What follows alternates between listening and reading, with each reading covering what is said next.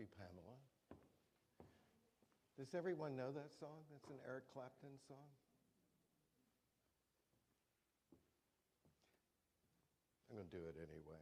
It's his daughter died, and he was so heartbroken because he was off doing drugs. And it's an incredible song. It's on the CD Unplugged. All right, that's enough. But I don't like Eric Clapton.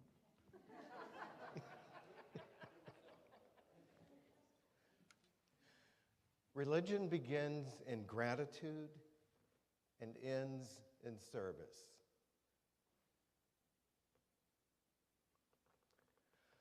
Our ancestors lived close to the earth. Their existence was marginal.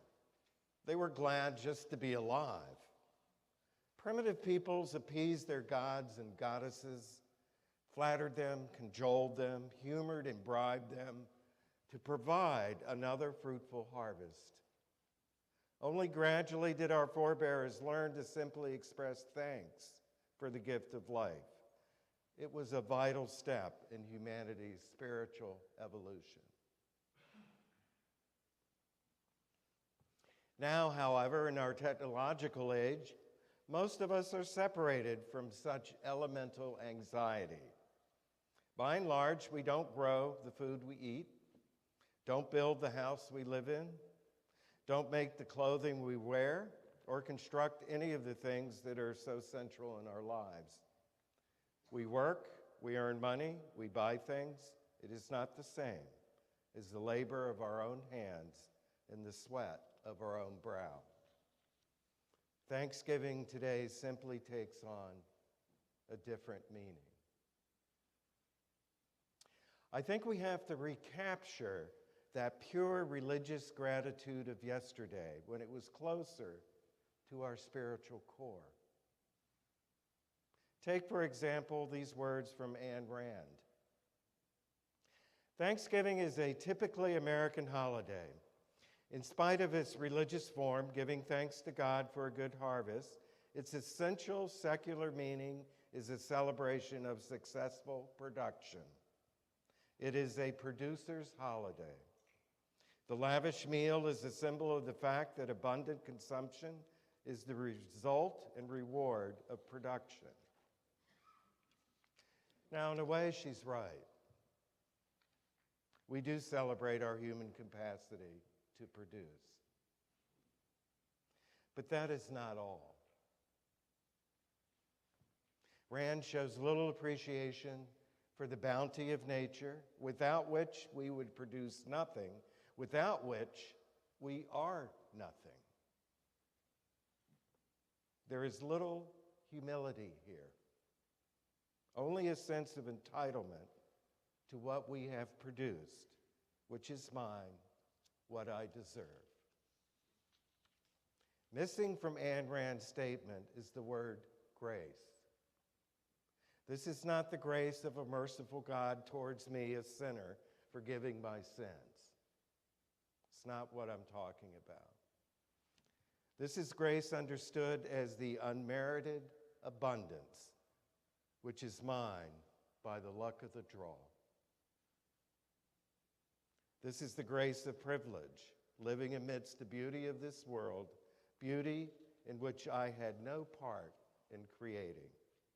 This is the grace of good fortune to have been born into a loving family in a prosperous nation. Again, matters over which I have no control. Genuine gratitude enables me to acknowledge that I am merely a guest of existence. Life is not a given, but a gift.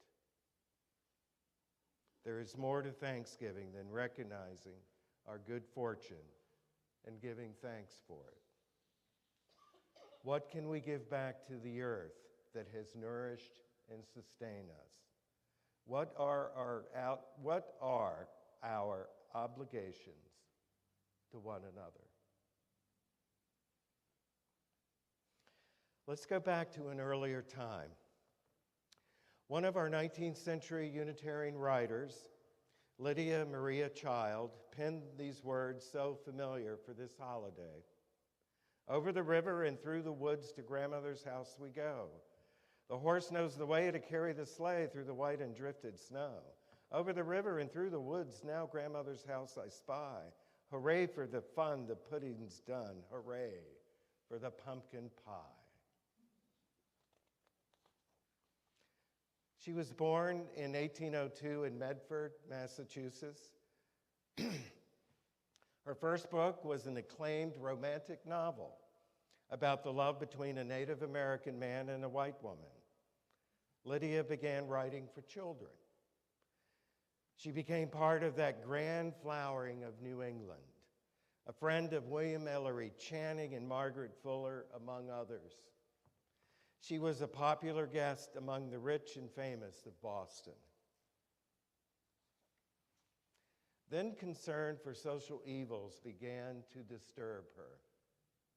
Lydia turned from romantic novels to books of social criticism. She attacked the treatment of Native Americans, protested slavery, and advocated women's rights. She was no longer invited to parties. She was excluded from clubs.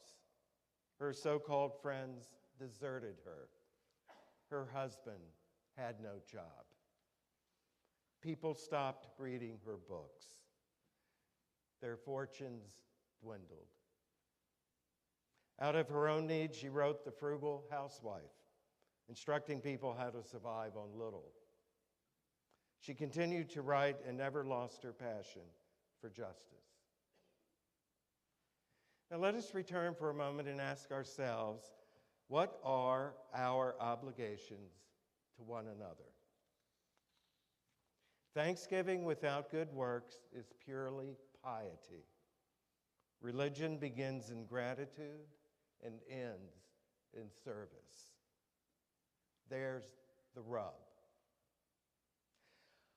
While gratitude sustains us, makes us feel good, service sometimes tends to tire us, exhaust our spiritual energies. Often it frustrates us. But as Albert Schweitzer put it so simply and so powerfully, good fortune obligates.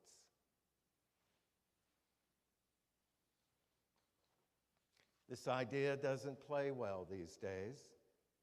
Despite our enormous natural bounty, we tolerate poverty in the midst of plenty with scarcely a word of protest. Despite our growing prosperity, we inflict harsher penalties on those who cannot compete in the struggle for prize. Despite the inadequacy of private charity to cope with poverty, we reduce public support for the needy. It is almost as if our prosperity were corrupting our morals. Our bounty seems more to be hoarded than to be shared.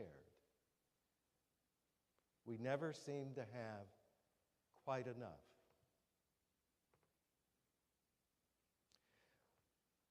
We find it difficult to understand why others could not have worked as hard as we have for what we have. In our affluence, we tend to distance ourselves both morally and spiritually. Ralph Waldo Emerson, the great Unitarian sage after this church is named, suggested that people are most conservative after dinner. That is, when their own needs are well satisfied.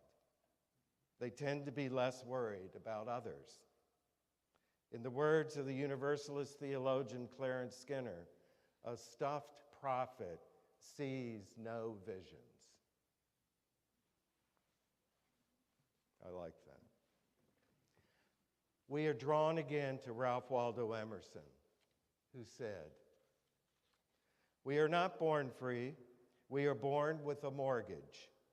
That mortgage is a debt that we owe to the past and to the future. While we live, we pay interest and then pass it on to the next generation.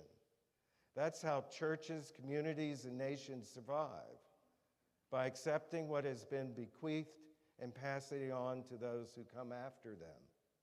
This ritual of receiving and giving is an act of thanksgiving.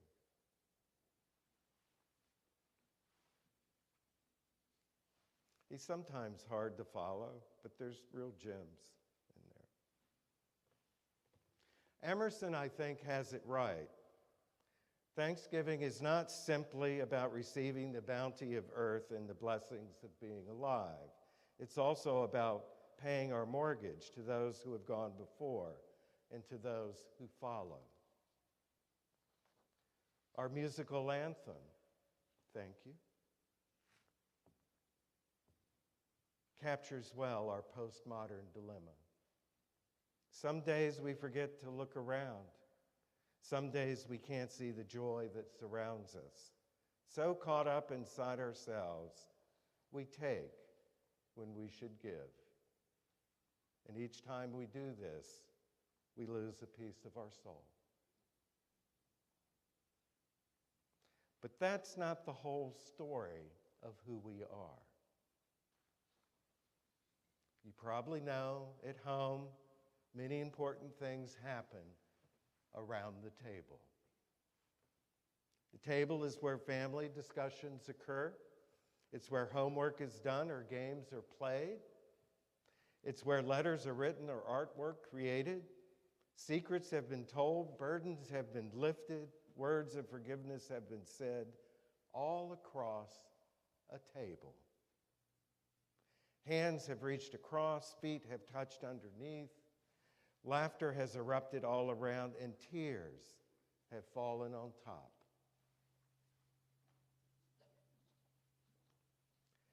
You don't think about it usually, but the table is probably the holiest place in your house.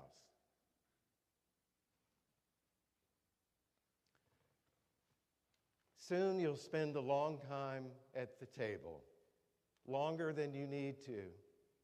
You eat all the turkey you can handle.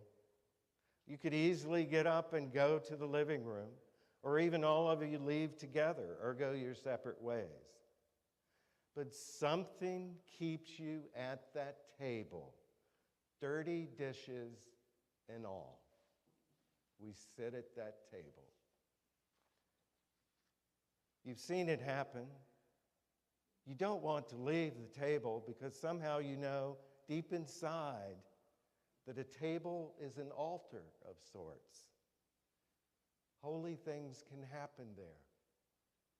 They've happened before. Have a happy Thanksgiving, everyone, and enjoy yourselves at the table.